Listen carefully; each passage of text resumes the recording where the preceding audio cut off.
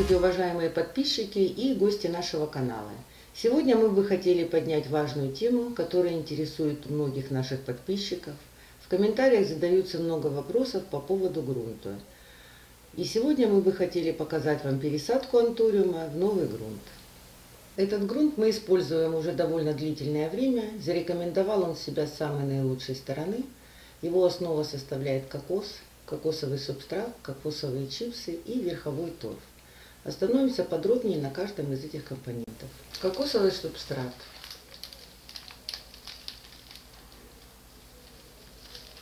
У меня имеется вот такой брикет. Обратите внимание на его структуру. Основные свойства кокосового субстрата – это чистота, стерильность, и он практически не подвержен разложению. Кокосовые чипсы.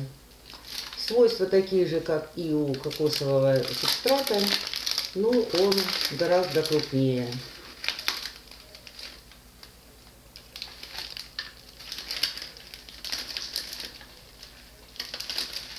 Это отличный заменитель сосновой коры.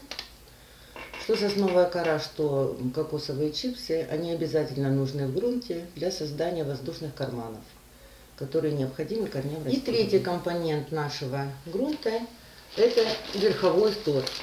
Я использую торф вот такого производителя. Низинный торф не рекомендуется использовать, так как это уже земля, перегной, и для нашего растения антуриум он совершенно не годится. Визуально верховой торф от низинного можно отличить. Обратите внимание, верховой торф он более светлый, низинный торф он темный, ближе к черному. Я заранее приготовила кокосовый субстрат. Обратите внимание на его структуру.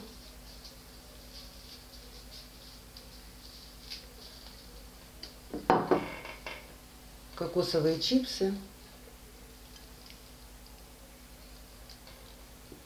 и верховой торф. Он светло-коричневой окраски. Так как кокосовый субстрат и кокосовые чипсы находятся в спрессованном виде, перед использованием их необходимо размочить. Заливаем водой.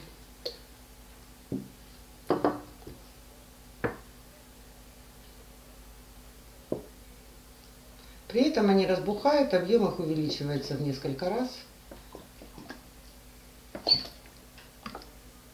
Обратите внимание, они вот довольно-таки быстро разбухают.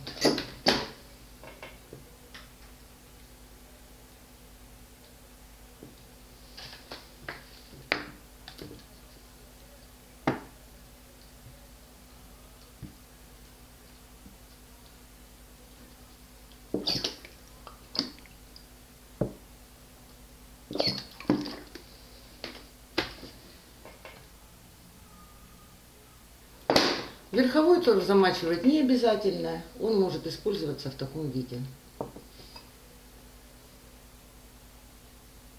Наши компоненты размокли. Обратите внимание, что у нас получилось. Крупная фракция – это кокосовые чипсы, средняя – кокосовый субстрат. Если вы переборщили с водой, то ничего страшного. Можно отжать лишнюю воду через марлечку. И самая мелкая фракция – это верховой торф. Теперь смешиваем все наши компоненты. Берем 2 части кокосового субстрата.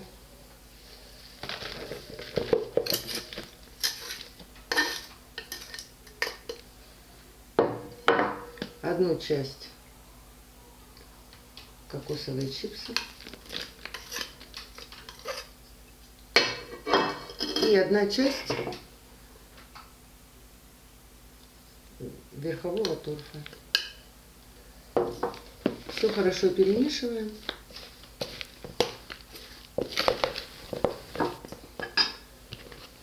Обратите внимание, что у нас получилось. Приступаем к пересадке. Для своих антуриум я использую вот такие двойные горшки. Очень удобные. Дренаж на дно я засыпать не буду. Единственное, несколько больших камушков для того, чтобы закрыть большие отверстия в днище горшка. Грунт воздухопроницаемый, влагоемкий, поэтому дренаж здесь не нужен. Пересаживать будем вот именно это растение. Это антуриум джоли, полученный при разделении большого куста. Изначально надо посмотреть, сколько грунта нам потребуется засыпать на дно, померить. Ну, по моим расчетам, примерно 1/3 горшка. Засыпаем. Грунт утрамбовывать не надо.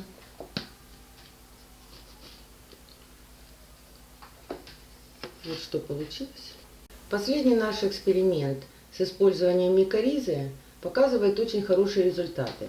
Поэтому для своего растения я его буду использовать препарат, содержащий штамм микорризообразующих грибов.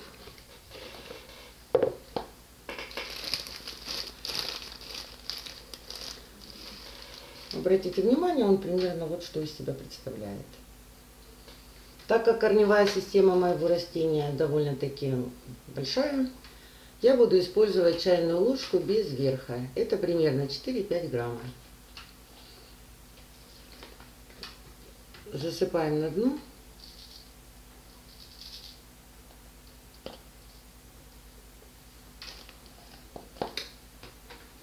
Погружаем растение.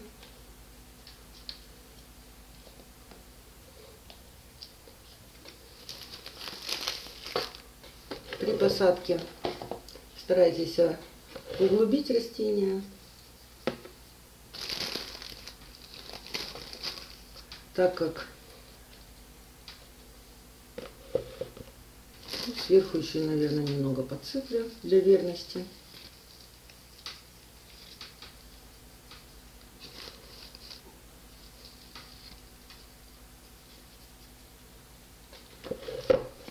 Теперь засыпаем грунт. Старайтесь, чтобы при посадке растения сверху оставалось небольшое свободное пространство. Со временем растение будет разрастаться, корневая система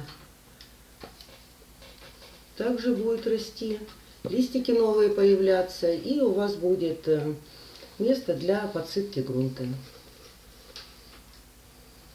Грунт утрамбовывать не надо.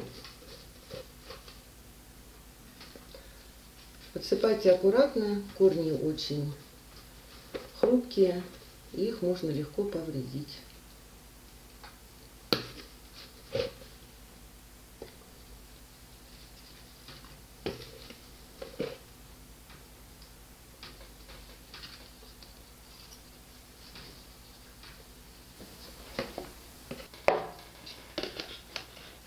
Поливать растения мы не будем, так как грунт у нас и так влажный. Единственное, что я сделаю, это отрежу цветы. Растению сейчас нужны силы для восстановления, и тратить силы ему на цветы, я считаю, не нужно. Обрезать сильно низко не следует, примерно вот на таком расстоянии. Со временем эти хвостики высохнут, и нам будет легко их удалить.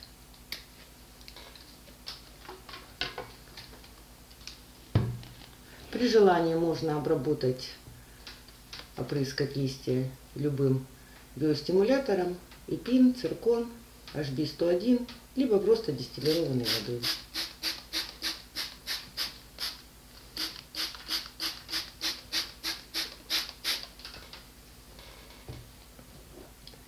Пересадка завершена. Пусть растение растет и радует. В завершение хотелось бы ответить на несколько вопросов, которые часто звучат в комментариях по поводу грунта.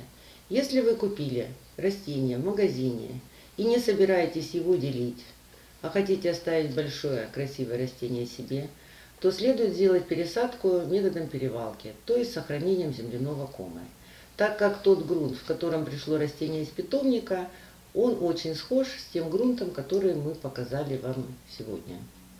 Если же вы купили растение участника, желательно, нежелательно, а даже рекомендуется вытащить растение из грунта, осмотреть внимательно корневую систему, удалить все подгнившие места, обработать растение фитоспорином и только после этого пересаживать растение в новый субстрат.